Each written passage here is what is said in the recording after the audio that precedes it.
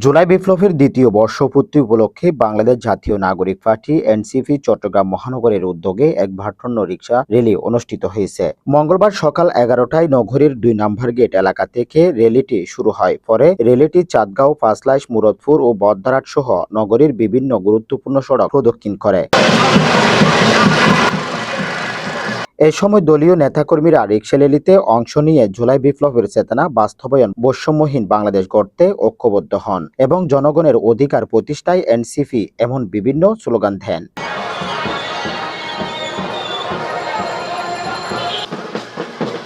নেতারা বলেন, জুলাই বিপ্লব ছিল জনগণের ন্যায় বিচার, গণতন্ত্র ও অধিকার প্রতিষ্ঠার আন্দোলন। সেই চেতনা ধারণ করে একটি বৈষম্যহীন, জবাবদিহিতামূলক ও মানবিক বাংলাদেশ গড়তে সবাইকে ঐক্যবদ্ধভাবে কাজ করতে হবে। তারা আরো বলেন, জুলাই বিপ্লবের আত্মত্যাগ কখনো ব্যর্থ যেতে দেওয়া হবে না। জনগণের প্রত্যাশা পূরণে এবং গণমানুষের অধিকার প্রতিষ্ঠায় এনসিপি সবসময় রাজপথে সক্রিয় থাকবে। জুলাই বিপ্লব হচ্ছে জনগণের সম্মিলিত আমরা জনগণের যে আমাদের সাথে সংশ্লিষ্টতা ছিল এই সংশ্লিষ্টতার পক্ষে কৃতজ্ঞতা দেব, এটাই হচ্ছে আমাদের। ইসলামী সঙ্গীত শিল্পী মোস্তফা মুরাদের নতুন উদ্যোগ টেক জোন বিডি চট্টগ্রামের জিইসি মোড় সেন্ট্রাল শপিং কমপ্লেক্সের দ্বিতীয় তলায় পাওয়া যাচ্ছে কম্পিউটার, ল্যাপটপ সহ সকল ধরনের আইটি পণ্য। দোকান নম্বর 36। নিশ্চিত গ্যারান্টি, বিশ্বস্ত সেবা এবং সারা বাংলাদেশে online delivery. Tech zone BD, প্রযুক্তির বিশ্বস্ত ঠিকানা। আজকেই চলে আসুন। দেখেন, আসলে জুলাইতে আমরা রিকশাওয়ালা মামাদের অনেক বড় ভূমিকা দেখেছি।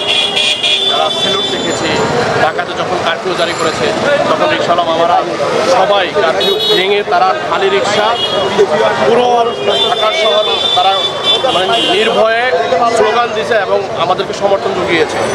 যেই সাহসী ভূমিকা তাদের, আজকে তাদের স্মরণে এবং আমাদের সেই শহীদ ভাইদের স্মরণে আমরা সমস্ত মানুষ মাঠে নেমে তাই আমাদের যখন আন্দোলন হচ্ছে, আমাদের রিক্সাওয়ালা বাইরে বলছে, ভাই আপনি এখানে উঠছেন, আপনাকে আমি নিয়ে যাচ্ছি, নিয়ে যাবো, এখানে নিয়ে যাবো, এখানে নিয়ে যাবো, আপনাকে সেফ দিচ্ছি আমি।